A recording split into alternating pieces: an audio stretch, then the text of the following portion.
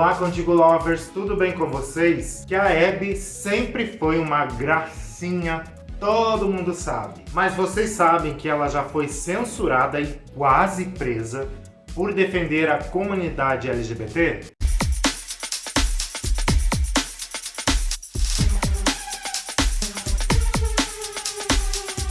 Esse é o quadro novo que está pintando aqui no canal, que eu coloquei o nome de As Aliadas.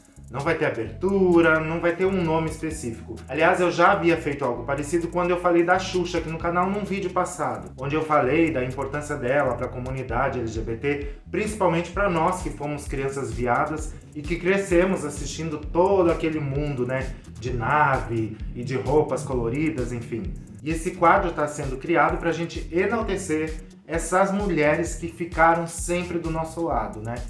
Abby, Elke, Xuxa e tantas outras que eu vou trazer aqui no canal pra gente homenagear. O famoso simpatizante do GLS, como era falado lá no passado. Abby nasceu em 1929, em Taubaté, uma cidade do interior de São Paulo. E mesmo ela tendo nascido numa época mais conservadora, ela sempre se indignou quando o assunto era preconceito. E uma das atitudes mais emblemáticas que a Abby teve em relação a esse assunto foi em 1987, quando ela foi dar uma entrevista ao Roda Viva e perguntaram para ela o que ela achava. Na verdade, nem era o que ela achava.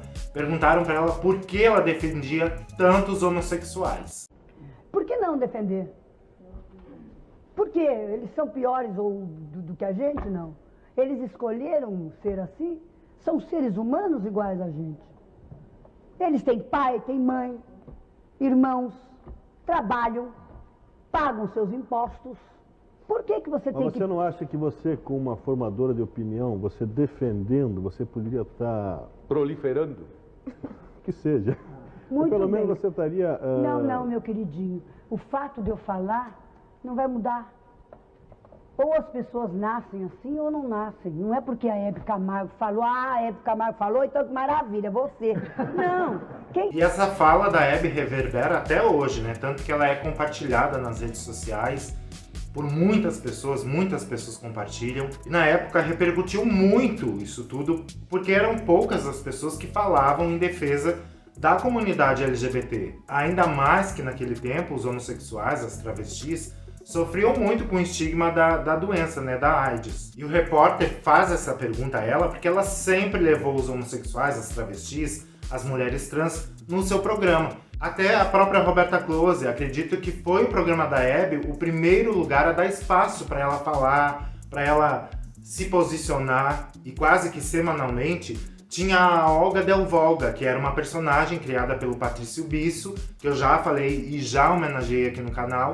E ele sempre estava lá toda semana, né, vestido de Olga Del Volga, uma espécie de drag queen, um ator transformista, né, como era falado na época. E a censura ameaçou de tirar o programa da Abby do ar por conta dessas participações do Patrício Bisso. Mas ela não deitava, ela não cedia às pressões. Ela continuava levando as pessoas, falando sobre o assunto, mesmo que ela estivesse correndo o risco de ser presa, porque todo mundo sabe que na ditadura ali eles pegavam pesado. Se as pessoas não faziam o que eles queriam, eles metiam cadeia nas pessoas. E nos anos 90, já no SBT, a Abby inclusive empregava drag queens, empregava pessoas da comunidade LGBT. Uma prova disso foi a Nani People, que foi repórter da Abby por um bom tempo, acredito que mais de um ano. E a Rogéria também era sempre figura frequente no sofá da Abby, o Clodovil também sempre estava lá, e mesmo que na época a gente ainda não tinha discutido certas terminologias, certos assuntos, e mesmo com alguns closes errados,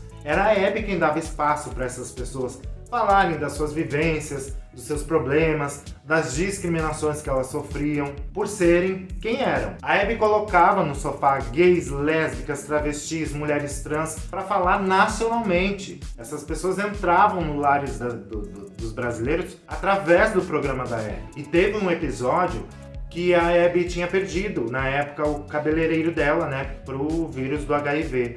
E a Abby então pediu para que todos da plateia fizessem uma oração para ele, porque ela gostava muito. Acho que isso é até contado no filme também.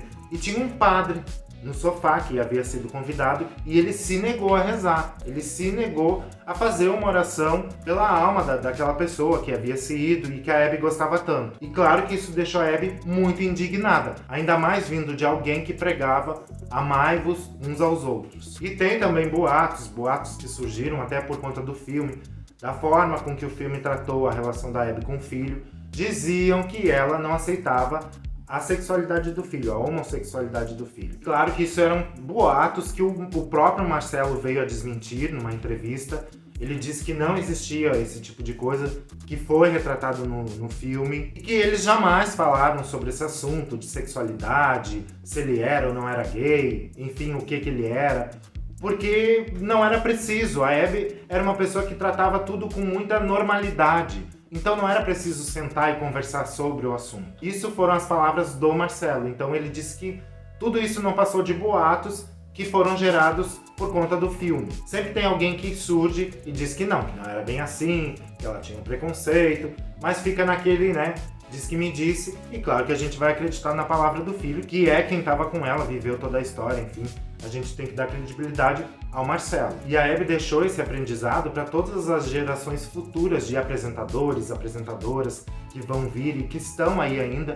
Esse aprendizado de como se deve receber as pessoas no seu programa. E mesmo assim, mesmo tendo ela nos dado esse aprendizado ao longo da sua carreira, mesmo assim, tem gente que ainda até hoje dá uns closes errados, algumas apresentadoras, uns apresentadores, ainda falam coisas que a gente fica pensando, poxa, em 2023 o cara ainda falando esse tipo de coisa? E se hoje a gente pode vir aqui nas redes sociais, ter um canal no YouTube para falar, ou até mesmo em outras redes sociais, falar abertamente do assunto, ou até quem consegue chegar em outros meios de comunicação, como a TV, o rádio, jornais, enfim.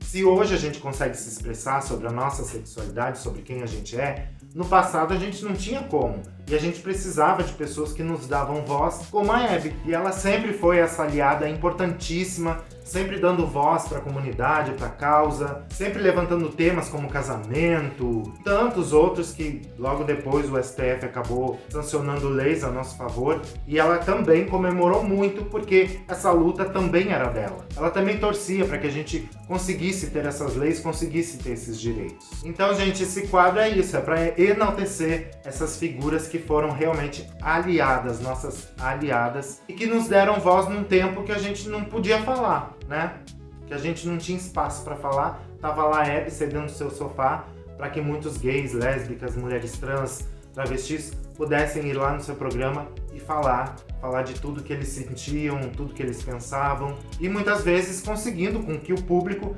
tivesse empatia por aquelas pessoas. E é isso, gente, quadro novo aqui no canal, eu espero que vocês tenham gostado. Não é uma homenagem, não é um LGBTQIA Amamos, falando da história da vida da Abby, até porque isso tem muitos documentários, tem livros, enfim, estão sempre enaltecendo tudo que ela fez na sua carreira.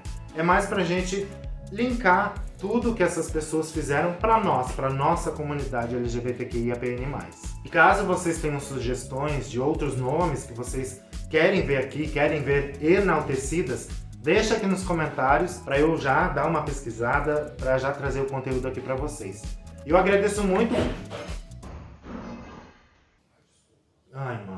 E eu agradeço muito por vocês terem assistido esse vídeo até aqui. Espero que tenham deixado o like, se inscrito no canal se ainda não são inscritos. Eu sou Marquetito e já sabem, eu conto sempre contigo.